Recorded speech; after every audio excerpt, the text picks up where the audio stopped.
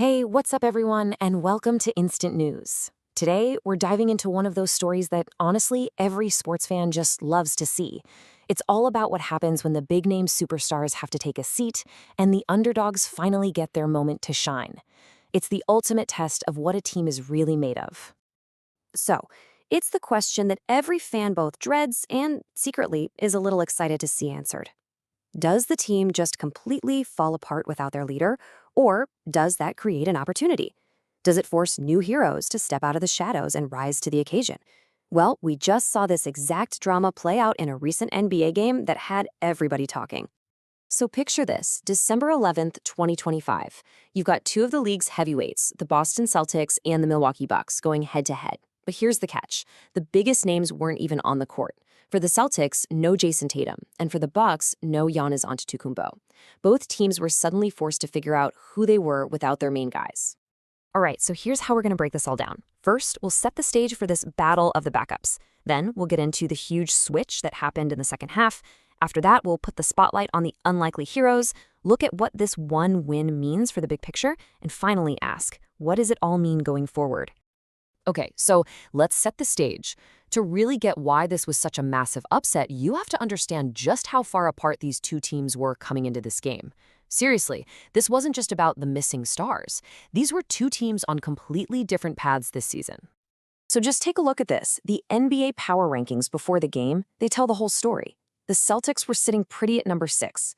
That means even without their best player, they were still seen as one of the best teams in the whole league. And the Bucks? Yikes.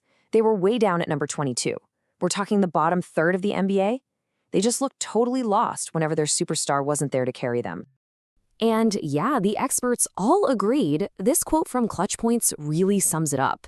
Before this game, the Bucks had an awful 1-7 record without Giannis. That's not just bad, that's a huge red flag that a team is totally dependent on one person. So going into this, pretty much everyone thought Milwaukee doesn't stand a chance. On paper, this was supposed to be a cakewalk for Boston. So, if it was supposed to be an easy win for Boston, what happened? Well, the first half went pretty much according to plan. But the second half? The second half turned into an unbelievable comeback story, all because the favorites just collapsed. So, for the entire first half, everything was going just like you'd expect. The Celtics looked like the better team, for sure. They were running their offense, they built a lead that got up to 14 points at one time. They were in complete control. It felt like they were just cruising. The Bucks were kind of hanging in there, but just barely. But after halftime, everything, and I mean everything, changed. And this number right here tells you exactly why. In the entire second half, the Celtics shot 3 for 26 from three-point range. 3 for 26.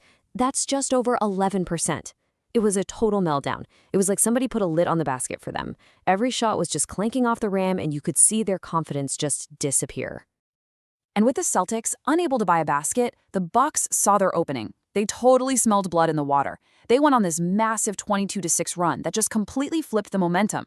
Suddenly, Milwaukee was playing tougher defense. They were getting out and running. They didn't just come back. They took over the game and won it, 116-101. And just like that, Boston's 5-game winning streak was over. So you have to be wondering, how in the world did Milwaukee pull this off without their best player? Who stepped up? Well, the cool thing is, it wasn't just one person. It was a bunch of guys playing way bigger than their usual roles. Man, this was a total team effort. But these three guys were the engine. Kuzma basically became their number one option and just went off for a season-high 31 points. Then you have Bobby Portis, their energy guy off the bench, who was a beast with 27 points and 10 rebounds.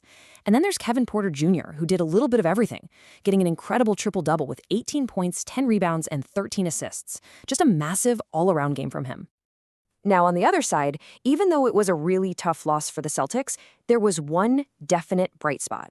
And that was the young forward, Jordan Walsh. He was fantastic. On a night when all the veterans on his team couldn't hit anything, he stepped right up, scored 20 points, and shot the ball really well. For a championship-level team, seeing a young guy thrive like that, that's a huge positive for their future. It's a real silver lining on a pretty cloudy night. Okay, so that was one wild game. But what does a single shocking result like this actually mean in the grand scheme of things? You know, it's easy to overreact, so let's zoom out and put this win into context for both teams. So this chart really helps put things in perspective. You can see that after the game, the Celtics are still sitting at 15-10. They're doing just fine, still one of the best teams out there. This huge win for the Bucks, it only brought them to 11-15, so they're still below .500. So no, this one game didn't magically flip their seasons, but it did tell us a whole lot about the character of both of these teams. All right, so let's get right to the bottom line. What's the most important thing we can take away from this wild, unexpected game? What should each of these teams be thinking as they move forward? So here it is. For the Celtics, this game was a wake-up call, a reminder that you can't just show up and expect to win. If you have an off night, anybody can beat you. But the good news is, Jordan Walsh looks like a real piece for their future. And for the Bucks, this was so much more than just a win. This was proof. It was a massive confidence boost that showed them they can win without their superstar. It's a blueprint for how they need to play. And that really leaves us with the biggest question of all, especially for Milwaukee. Was this incredible performance just a fluke? Was it just one good night where everything went right for them and wrong for the other team? Or could this actually be a turning point for their season, the moment they realized what they're truly capable of as a whole team? So what do you all think? Was this just a one-time thing for the Bucks, or is this the start of something new? And how worried should the Celtics be after that kind of collapse? Let us know what you think down in the comments. Thanks for watching Instant News. If you enjoyed this breakdown, be sure to hit that like button, share it, and of course, subscribe for more. We'll see you on the next one.